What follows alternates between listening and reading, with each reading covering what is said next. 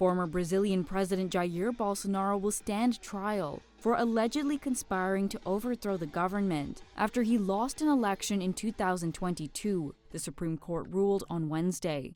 A 5-judge panel decided unanimously to put Bolsonaro on trial. The court proceedings are expected later this year. If found guilty, Bolsonaro could face a long prison sentence. In his opening remarks on Wednesday, Justice Alexandre de Moraes screened dramatic footage of Bolsonaro's supporters storming government buildings.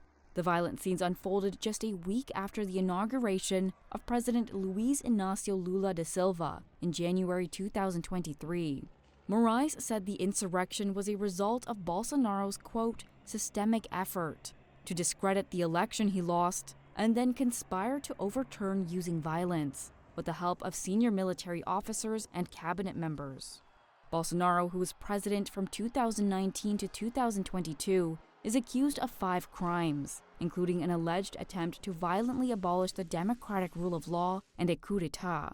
He has denied any wrongdoing and denounced the case as politically motivated.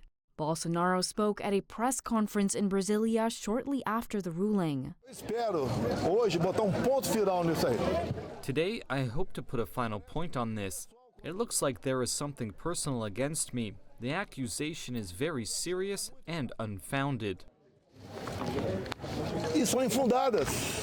Wednesday's ruling, roughly a month after Brazil's top prosecutor presented charges, reflected an extraordinary pace for a top court that often takes years to decide major cases.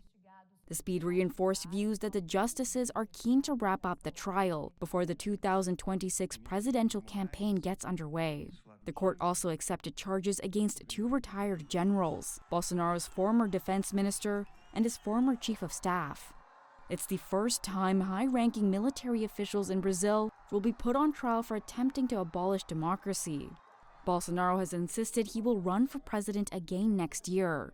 That's despite a ruling barring him from running for public office until 2030 for his efforts to discredit the country's voting system.